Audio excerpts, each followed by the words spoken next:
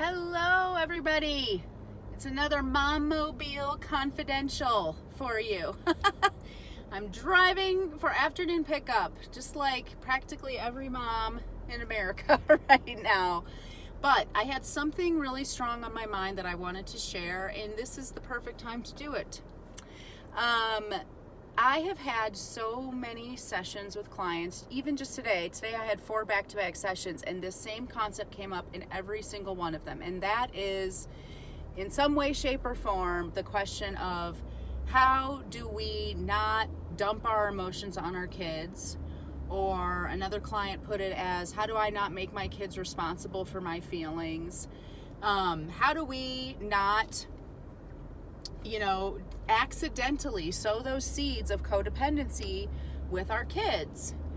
And, it really coalesced for me when I was having a session with a mom this afternoon who it is actually coming up on the anniversary of her mom's passing. And she's understandably extremely emotional right now. And she said, well, what happens if I break down in front of my kids? And I know it's really important for me to let myself grieve right now, but how can I do that? What if I break down in front of them? And we had this whole conversation about, okay, how do we have an emotional relationship with our kids without making our kids carry our emotions? Seems subtly important, doesn't it? It's actually extremely important. So, why is it important? Well, first of all, it's not great for kids to grow up in a situation where they never see the adults around them have normal human feelings, including the not so fun ones, right? What happens when you never see your grown-ups in your life lose their temper or feel really sad and cry or be confused or make a mistake? If you don't see that stuff, what happens inside of you as you're growing up and you feel all those things that you're not seeing around you? We think, oh, well, maybe there's something the matter with me, or how come everybody else doesn't struggle with this, or no one else seems to be having this problem, what's wrong with me, right? So it's very important for our kids to actually see us have emotions.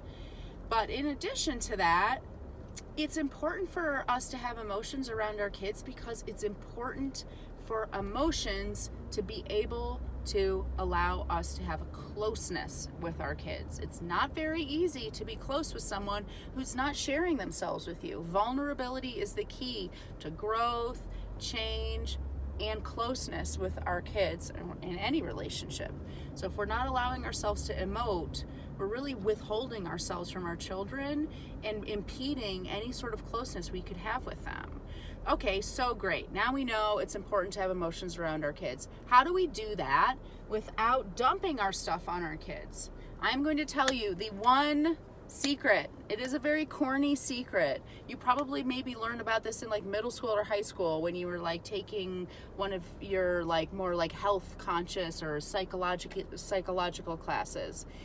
It is the secret that allows us to both express ourselves and own our emotions at the same time, so that we are allowed to express ourselves and emote in front of our kids without dumping our stuff on our kids. And that is the I feel statement. Raise your hand if you've already heard of that, because you probably learned it a million years ago, and it's pretty corny, isn't it? Here's the thing, most people have heard of an I feel statement. They don't really actually know that there are 3, optionally 4 steps to an I feel. It's not just I feel really sad. We have 4 steps to that process that equate to radical accountability in self-expression, so we can be ourselves with our kids without making them responsible for that for us. You first will express yourself by saying, I feel whatever emotion when such and such happens. And that's not all. So you could say to your kid, I feel really frustrated when I ask you to do something 10 times and I still see it not done. If you left it right there, there's a lot of interpretation there. Most kids will interpret that to be like, I feel frustrated and that's your fault.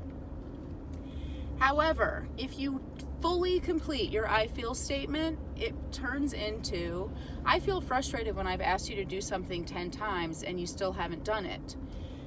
I feel that way because, and this is where you fill in the blank with something about yourself. I feel that way because I think it means that you don't listen to me when I talk and I'm not important to you, even though I know that's not really true. And then you're going to go even further in your accountability by then setting an intention for yourself. So my intention for myself is to say things only once and to keep working on that silly story I tell myself about not being important. All of a sudden, you have managed to express yourself to your child and own every single thing that you have expressed. There is an optional 4th step with I feel statements, which is to make a request. So my request of you might be to listen to me the first time I ask, for example, in that scenario. But it's not actually necessary for us to make a request of another person, because expressing ourselves is purely about just that, expressing ourselves. We don't need to achieve anything else there. But sharing ourselves with our kids is profoundly important and impactful. So I encourage you to think about how you can express yourself without dumping your stuff on your kids, and use the I feel statement. It is corny, it is powerful. Give it a try. And if you are ready to get some amazing parental love and support in your life, set up a discovery call with me. We will talk about exactly how I can support you. Maybe it's in the group program, maybe it's doing private or couples work, maybe it's coming to the retreat in October. It's only like a month away. It's going to be amazing.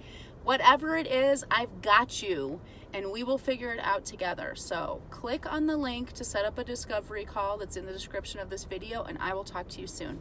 Bye.